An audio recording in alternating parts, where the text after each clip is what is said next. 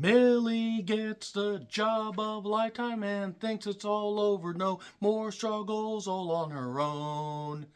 Nina says you'll be a great fit, but then spins the block and says you are not cutting it. Why would Nina do this? Millie's just trying to keep her job. Just as the housemaid, Millie wants to keep this job for many days. She needs an income, even if she senses something isn't quite right. The Housemaid was directed by Paul Feig, who's done television projects and many films, some that were acclaimed, such as Bridesmaids, The Heat, Spy, and A Simple Favor. Okay, there you go. That's all he's done, right?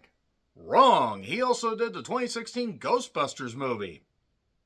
He also did another Simple Favor. He also did Jackpot. But maybe this will be good Paul Feig, and not Paul Feig wondering what the hell why? Why would you do that? Why would you do any of that? So it's based on a novel by Frida McFadden that apparently came out very recently, and Lionsgate said, we'll take that because they need a hit. They need anything at this point, because Lionsgate has really been struggling. And this was written by Rebecca Summershine. I'm going to get back to what she has done in just a little bit. So this features Millie, played by Sydney Sweeney.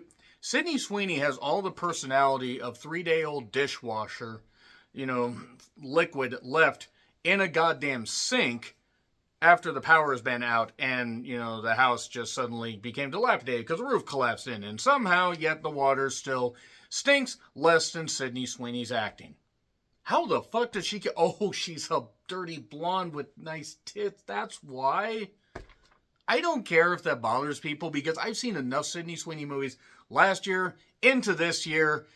And I'm sorry, but when Christy was her best role, and even that, she did all right there. The movie wasn't all that great, but Americana and just various other movies. I've reviewed a lot of Sydney Sweeney movies. I may actually do a letterbox list at some point. That might be up by the time you see this video drop. But Sydney Sweeney plays Millie, who really seems to be sleepwalking through this goddamn role, which is pretty much what Sydney Sweeney has been doing. I'm not even factoring in her political opinions or political, whatever they are. I don't care. I have an idea, but I don't know. But I just say this. If you're basically just, dirty blonde Gal Gadot, and I know what her name is, but she doesn't deserve to have her name, said properly, then get out there and just look good and don't say anything, because anytime she says stuff, her projects do worse. And I know that's probably going to sound bad. I don't really care. The limited female audience that I have will probably not appreciate that, but look at Sydney Sweeney's filmography, look at her performances recently, and tell me that I'm lying about her acting ability. So anyway, she plays Millie, who is struggling. We find out how much she's struggling early on in the movie. I'll say that for spoilers. And she gets an offer from Nina, played by Amanda Seyfried, however the hell you say it, where she is certainly trying to amp up the cheese. Really trying to amp up the cheese. She has a husband, Andrew, Brandon Skolnar, who is in Midway. Also was recently in Drop. Drop actually was a very good Blumhouse production, which surprises me to say. I almost threw up saying that because I couldn't believe it. And they have a nice posh life. Andrew's very rich. Nina's a doting housewife that is doing good things. But then it's shown that even though Nina has a daughter, Cecilia, or Cece, but Cecilia, You're Breaking My Heart, played by Indiana Ellie, Nina kind of starts to exhibit some issues, and some times where even though things seem perfect, and Millie is up in a nice little attic area that they retrofitted into a bedroom, with a window that doesn't open, and a small fridge with just some water and stuff like that, and also... as things start to go on, it becomes pretty obvious there's something weird going on in this house. Now, this has gotten quite the marketing campaign, and I'm just keeping it as spoiler-free as possible. But it got to the point where I was seeing this ad so much, I was getting sick of the goddamn song in there. And again, Sydney Sweeney's acting is no better in the full movie than it was in the trailer. If you thought it was shit there, it's just played out more here. We we do basically get some Simple Favor vibes from this particular production. Maybe without the earnest comedic talents of Anna Kendrick, and also without her Blake Lively to play off of. Amanda Seyfried, if she had anybody competent, anybody with a brain pattern didn't equal an EKG, meter going like this, then it would probably be like, oh, it's like the lady from Track of the Moonbeast. Her brain has performed an illegal operation and will be shut down. If I'm knocking Sydney Sweeney too much, then you might want to slap me, because I'm definitely not knocking her enough. I wasn't so sure about this movie, but I watched Avatar, Fire and Ash, and then went out to my car, went to the store for a little bit. Just literally, I was able to walk to the damn store because it's right next to the theater. And after grabbing a snack, came back and watched the goddamn movie. And between Avatar, Fire and Ash and this, that was, with trailers, that was almost 6 hours I spent in the theater. Almost 6 hours. So, nevertheless, let's get back to The Housemaid. It's obvious something isn't going right, and basically with that whole thing of Nina acting weird, and maybe it's gaslighting, maybe this movie is huffing gas, who knows. It's either Nina is completely crazy and feels that Millie's trying to infringe on her. Millie is trying to infringe and has done this before. Or maybe the kid is going to turn into fucking Damien. It's one of the first two, possibly, because we're getting a lot of the hand that rocks the cradle vibes. In fact, that's pretty much where this film basically heaps a lot of its stuff from. I would say until it gets to the twist, but the twist actually was something that I predicted as well when I was talking to a buddy of mine. Is just that much that I'll say. And the twist is, unfortunately, telegraphed way too soon. And while I'm sure that this film is meant to have a bit of a satirical twist, there were people that were laughing in the theater. But this also was way below A Simple Favor. This is way below, what Paul Feig could do with a mystery thriller type erotic thing. Because, yes, we do get some of the tittage in this, because they figured out how to market Sydney Sweeney properly. I'm sorry, but you might as well flaunt it while you got it, honey, because your acting ain't going to carry you very far. And we get, we just basically get something that limps along, and this is a 2+ hour long movie, when probably about an hour and 45 minutes would have done just as good. And unfortunately, the story is very, very thin. It's very basic. You don't really root for any of the characters because Millie's an idiot. Nina, you sort of could sympathize with, maybe not. And Andrew just seems like the perfect husband. The kid, I guess I feel bad for the kid, but the kid also is so stock. That is not like the kids in A Simple Favor that at least had a little bit of personality. I don't know if they were just telling her to intentionally act like a statue, but she still acted better than Sydney Sweeney, which, good God, you could be pronounced legally dead and you would be able to act better than Sydney Sweeney. But the theme of this whole movie is it's a privilege, and certain things have consequences. So, there we are right there. So, let me finish up with this. You know what the writer did? She did some films, including The Haunting of Molly Hartley. And that right there should have told me what the fuck I was getting into. Now, I know that movie came out in 2008. It should have been 2000 and late. It should have been treated like something late or been a late termination. Because The Haunting of Molly Hartley was one of the worst horror movies of the 2000s. And unfortunately, this is pretty much like that. This has some terrible dialogue. It has terrible... I imagine they probably did multiple takes of Sydney's scenes and still couldn't get anything out of her. Seriously, act like you care. Act like you have a personality, even if you can't spell it. Amanda's, goofiness and charm only goes so far. And even then, that starts to grate on you because you start to see through it. I thought the Hand That Rocks the Cradle remake was bad, and it was. And this is worse. The Housemaid is terrible. It is 100% terrible, and that twist, oh boy. I guess it's supposed to, shock us. It didn't. It's in theaters if you want to check it out. So 3, 2, 1, and spoilers. So Millie is living in her car, basically. She she wasn't sure she'd get this live-in nanny thing because she basically lied on her resume. She got $20 for her trouble coming out there. She's driving in a beater car, and basically Nina ended up calling her, even though she got a job or she got an application from a diner to try and work and try and do something. She's sleeping in her car. She got a call as the cop was stopping her to say you can't sleep here. Nina ends up calling her in. She says, okay, great.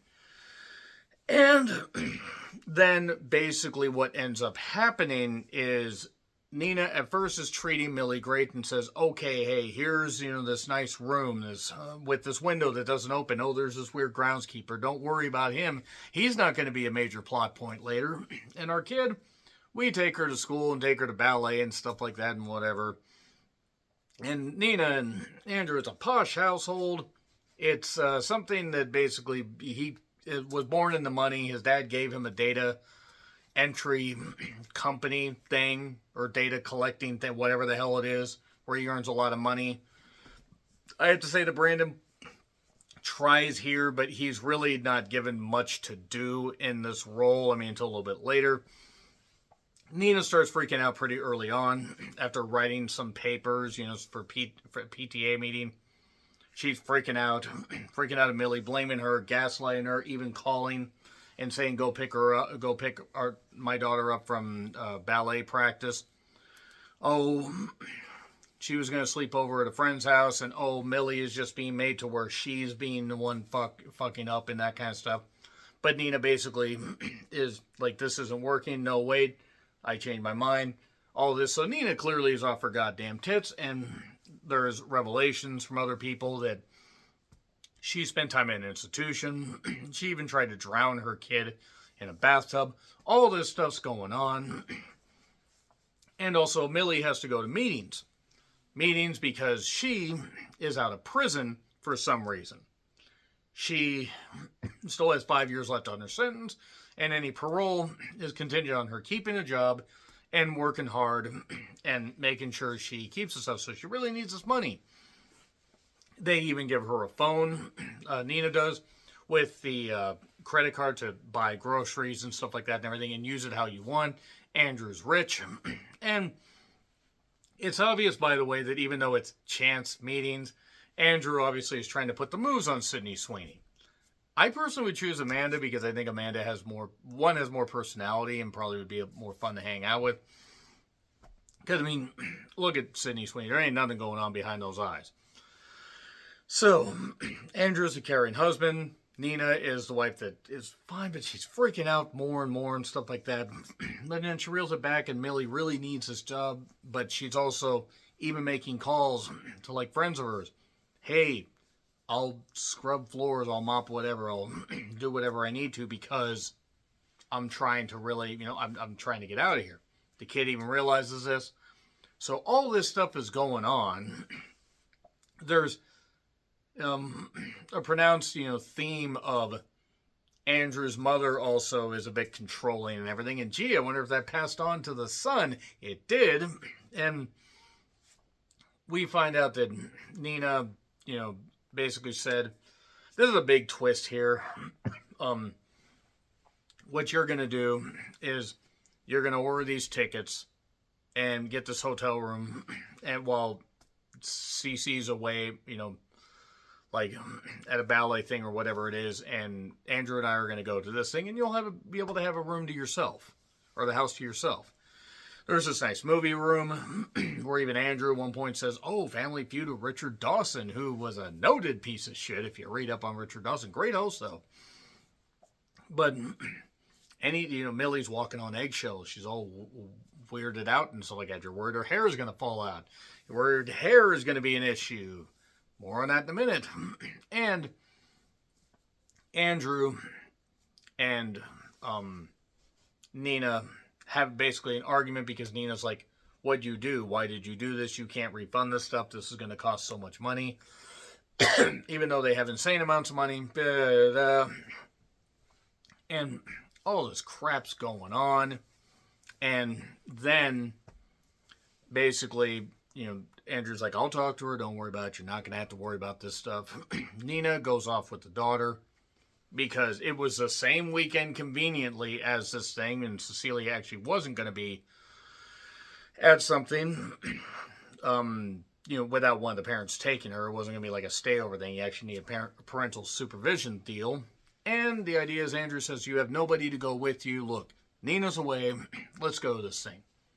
So Nina also gifted her some clothes. Sydney wears this nice white dress. Don't get me wrong, Sydney, as far as physical looks, is very attractive. She is very dumb. But anyway,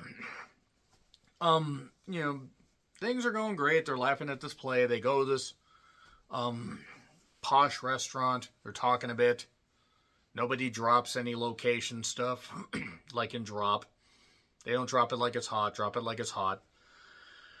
And they're too drunk to drive home, so they take advantage of the hotel stuff, but they're in a joint. They're in separate rooms. And then, basically what ends up happening is they end up fucking, essentially. They end up fucking. About 50 minutes an hour in, something like that. And yeah, Sydney gets her tits out, which is about damn time she realized what people came for. I mean, ironically. I mean, I'm just saying, it's like, you just, like, they had to probably slip a bit of extra money and everything, to get her to do that. But that being said, they fuck. All's great. And all this, all that craziness and everything, having that affair. It can't happen again. And then they get home. Nina's not home. Cece's not home. The groundskeeper is there. Oh, and the mother also dropped off some very fine china. Some, one-of-a-kind china from, like, London. That is going to be, factored in here a little bit later. They decide to basically fuck in the goddamn, bedroom, I assume. Something like that. Andrew and Millie, not the groundskeeper and the mother. That would be weird. I'm not shaming, but that would be weird. So, then it's pretty obvious what's going on here. Is, Nina's like, okay, it is what it is. This kind of stuff. Okay, great thing. Doting husband, all that. But there's this thing hanging over the head. And then they realize, shit, Nina's tracking the phone. So she's probably aware. Has the location, stuff like that, even that night after the phone was getting fired, or getting charged up at the hotel. She was like, why aren't you picking up? That's kind of stuff, you're fired. Sorry, I didn't mean to freak out. Don't worry, it's okay. And everything's good. And then basically, Nina ends up finding the play program deal. And realizes, I know you went there. I know you went to the hotel. And I know you fucked my husband. And then Andrew basically freaks out at her and says, you need to leave. And by the way, they signed a prenup. And it's an airtight prenup where she won't get anything. But she's freaking out. She's absolutely just freaking the hell out. She just, gets some stuff and leaves. And by the way, her daughter... not around and everything, stuff like that. But, whatever, she's screaming in the car. And things are going good with Millie and Andrew. And then we get something, we just get, them having fun and everything, this kind of stuff. And during all this, it gets revealed that Nina is actually happy that she's not there anymore. She's happy, like she's Pharrell, without the stupid hat. And Millie is thrilled that she gets to live in a rich house and this kind of stuff and everything. And he's taking her on and going to treat her right and stuff like that. And then we get a massive flashback scene, or sequence, a few scenes, where a portion of the movie, that's what I'm trying to say, where Nina's writing out to her daughter and telling about all this stuff. And basically, she tells how she was, she was knocked up by her professor, had a job where she was basically a nursing mother and even leaked through her shirt One lawyer was a real jerk to her. Andrew took pity on her, and Andrew doted her up and took care of her and stuff like that and everything. And you see where this is going. They go to the house. Things are going good. And then it's obvious that things aren't going quite right or the way Andrew wants. Because, mind you, during this time, things are going great for Millie. And then she sees the groundskeeper and drops some of the broken dishes. Or some of the dishes that break, the fine china. He fires the gardener, and she picks up the pieces and throws them in there, but she doesn't end up washing them. That pisses him off. So, before I get back to that, let me talk about the rest of Nina's story. Nina's writing this to her daughter. Things are going good, and why she ended up basically picking Millie. Because Nina, at one point, she messed up something. You messed up something. It wasn't, all that. It was something inconsequential, but it pissed him off. And he basically had her go up into the attic area, the room that Millie was in, and ended up locking her in there, turning the key, and that kind of stuff. And the idea was, actions have consequences. You need to learn. Do this kind of stuff. It's a privilege. That's the theme of this whole thing. Juice is a privilege. The daughter's even playing with some, little miniatures like we're straight out of goddamn Hereditary. And all this is going on. Well, nothing's going on because Sydney Sweeney, again, just has this blank expression like, just come on, honey, say something. Give her a cattle prod in the side. Give her a cattle prod in the ass. Never mind. Let's just move on from that. She ends up essentially, we end up basically finding out that, well, Nina's not the first one he did this to, because there was a revelation that he had, another, wife before, Kathleen. And even before all this happened with Nina freaking out, because Nina tried one last-ditch effort just before she was told to leave. She had Millie take her car, report the car stolen, and then the police were going to arrest her. Andrew basically got rid of that. And there was this blonde cop that we'll come back to here in a minute. So let's go to Nina, locked in this room, and he basically says, what you're going to need to do, and there's only 3 bottles of water in the small fridge, what you need to do is you need to pull out 100 hairs with the follicles and put them in this envelope. And she did that. But 1 or 2 hairs didn't have the follicle, so she had to pull out another 100. Not pull out one more. Pull out another 100 and do it right. As a type of control. Hence why she was freaking out. Hence why she was in an institution. The daughter was under his control and stuff like that, or at least attempt under the control. She had to admit to everything that she did. And then there was a thing about drowning the kid in the bathtub. That was revealed when she was drugged and this kind of stuff and whatever. When she tried to speak out and speak back up against Andrew, because it's all about control. And that's why Nina basically is the way she is. And that's why Nina finally decided she had to fucking up. Because we cut back to her, laughing and fuck you, Andrew, and all that. And then she's talking to her daughter, and her daughter's like, we probably should go get Millie, because Millie's kind of innocent in all this. Because Nina picked Millie. Millie's locked in this room and has to basically take a piece of the plate and cut herself 21 times to prove her loyalty and prove her worth. They have to be deep, long cuts, which really aren't very long cuts, but nevertheless. Millie spent time in prison because she murdered somebody. Because there was a guy that was trying to assault somebody in school, and she basically cracked him over the head with stuff and beat him up. To be fair, anybody that does that to anybody deserves that punishment. And if you do that to a woman, you absolutely deserve what's coming to you. Any of them. I don't really care who it is. Consent is key. But that's what Millie was in prison for. And Millie, basically was picked by Nina because Nina thought, well, if I can get out from this, Millie could take care of herself.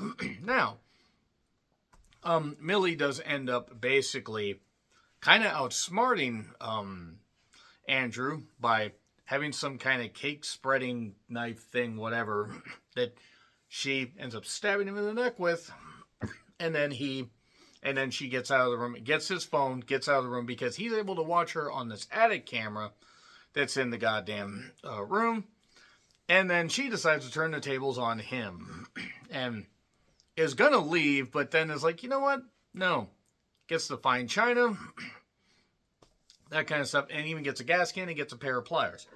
Puts a pair of pliers in there and basically says, pull out one of your front teeth. That way, these women can't see your, be fooled by your smile. He eventually ends up relenting and doing it because she's breaking all the china. This valuable china. Again, that I'm sure, by the way, they still have plenty of money, but that probably is shit you could have sold. And it's also heirlooms. I know it's heirlooms, but this movie doesn't deserve proper pronunciations. And he eventually ends up doing it. And now, after all that, now in the final few minutes, Millie is in the room watching as Andrew's freaking out. Nina comes back and is going to go up in the room thinking she's freeing Millie, but she's actually freeing Andrew. And Millie's like, what the fuck are you doing? Boom. Andrew sends her down the stairs because she said about the stairs earlier, oh no, these are stairs I could end up killing myself on, but not those stairs in a little bit.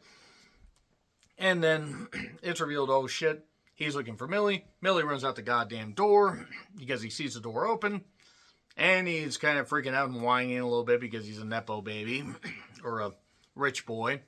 Rich mama's boy. And then Nina's still there and they're having this exposition dump and it's terrible. It's really terrible. And then suddenly Sydney Sweeney shows up and they basically end up pushing him off the goddamn steps. Or over the railing, boom, he hits and, basically busts it. He dies. I mean, he falls down the steps that, oh no, Nina was afraid she was going to die.